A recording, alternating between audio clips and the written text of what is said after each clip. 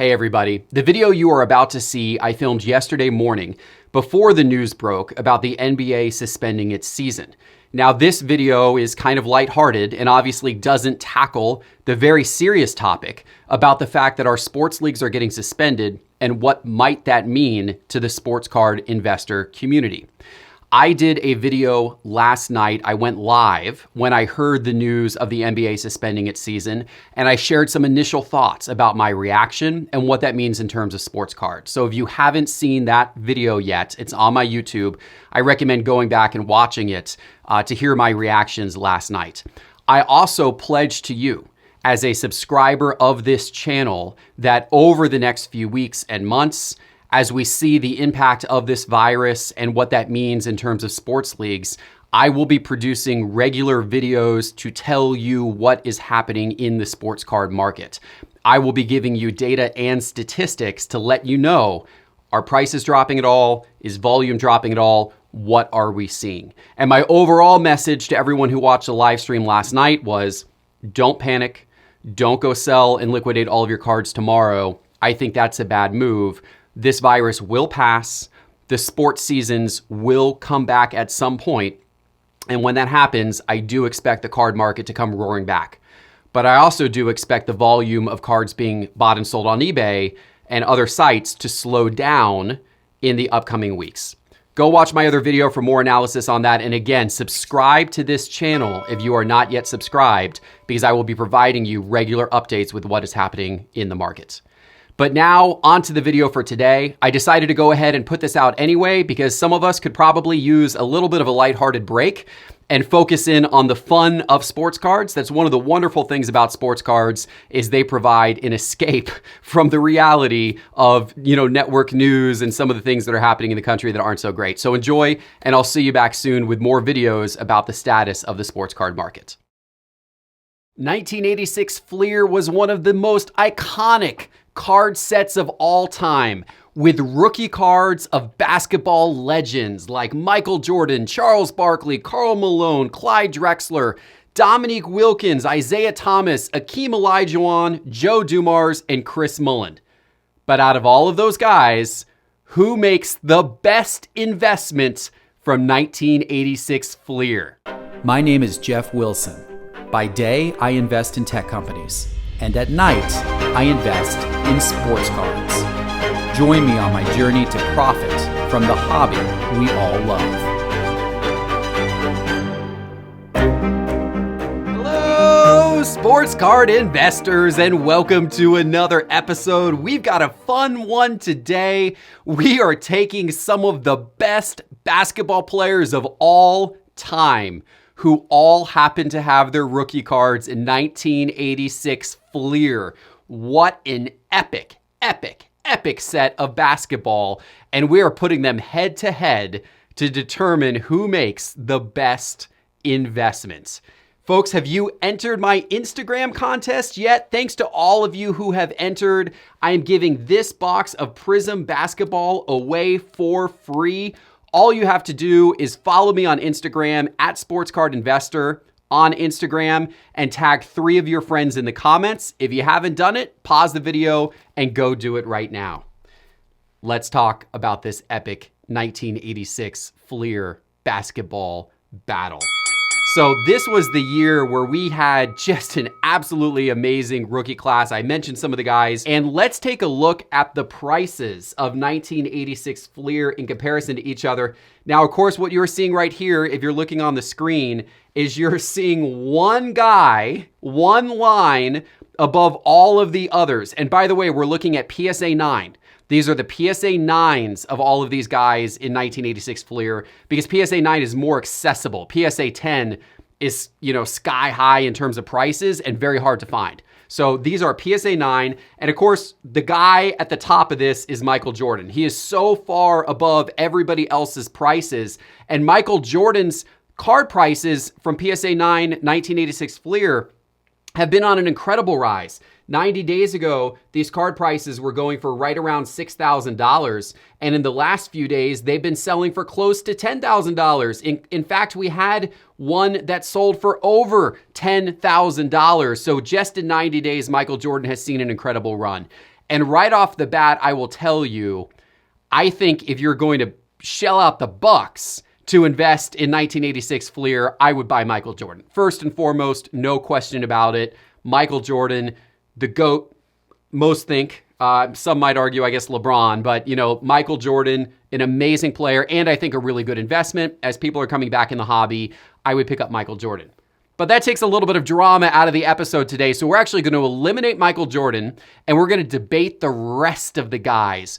Where should you put your money outside of Michael Jordan? I'm going to take Michael Jordan off of the graph by unclicking him, and now the graph starts to show all of the other guys in relationship to each other. We'll go full screen with this here. And you can see, so the guys at the top of the graph, there's 3 guys up here at top, these 3 lines up here, and their price points are all very, very, very similar to each other. And those 3 guys are Charles Barkley, that epic Charles Barkley card right there, Hakeem Olajuwon, love the Hakeem Olajuwon card as well, and Dominique Wilkins. Those are the 3 guys who were the most sought after, expensive guys behind Jordan in 86 FLEER. And all 3 of their PSA 9s are hovering right around $300 right now. So those 3 guys are leading the pack behind Jordan at about $300 each for their PSA 9s. Now behind them, you've got Karl Malone and Chris Mullin, who are both right around $175 for their PSA 9s based on their most recent sale. Those are these 2 lines right here on the graph. And then you've got Isaiah Thomas around $150. You've got Clyde Drexler around $100 and Joe Dumars around $50. So let's concentrate in on the guys at the top. The 3 guys at the top, Dominique Wilkins, Charles Barkley, and Hakeem Olajuwon, they're all right around $300. Now, I'm going to eliminate one of these guys right off the bat from consideration. I'm going to eliminate Dominique Wilkins. And I love Dominique Wilkins. I'm here in Atlanta. Obviously, the human highlight reel, an all-time player for the Atlanta Hawks. But I'm going to eliminate him because I don't feel like he has the X factors that Hakeem Olajuwon and Charles Barkley do.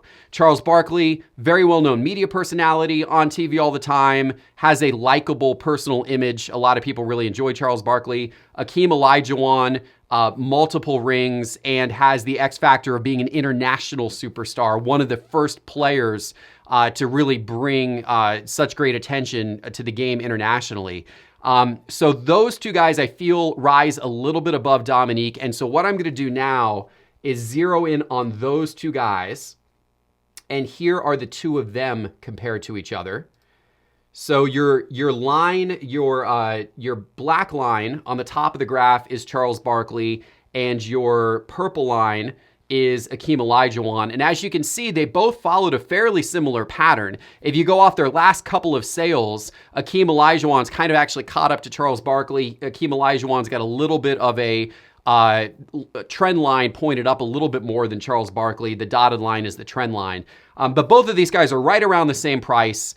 The question is, if you had only $300 to invest, so you could only buy one of these cards, should you invest in a 1986 FLEER PSA 9 Charles Barkley?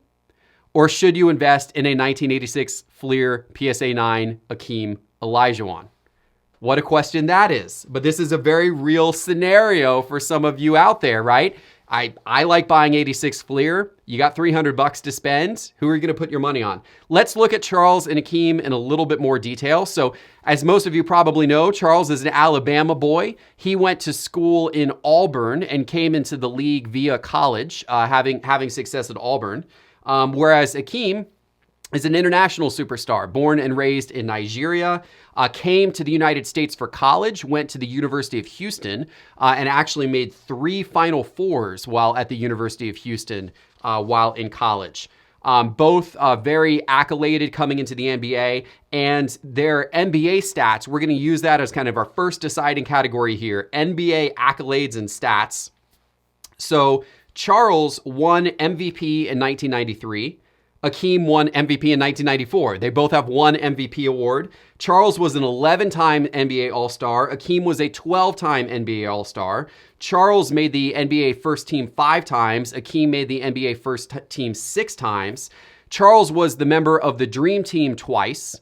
And Hakeem was the member of the Dream Team once in 96 alongside Charles. They both have obviously gold medals from that. Both of them have over 20,000 points for their career. Both of them have over 10,000 rebounds for their career. So honestly, statistically and accolades wise, Barkley and Hakeem, very similar to one another. I'm going to give both of them a check mark. I don't think you can make a decision based on their accolades alone because both of them are really heralded players in that regard. So let's look at other things that may differentiate the two of them from each other. Let's talk about off-the-court issues. Charles Barkley had his fair share of off-the-court issues. And of course, today, he has a more likable public persona. So I think a lot of people have kind of forgotten, but he had some rough times, Charles Barkley did. He had an incident where he spit on a fan. He got into a bar fight. He admitted to taking money from an agent in college. And then, of course, he went on a whole rant about how he shouldn't be a role model and how he doesn't want to be a role model.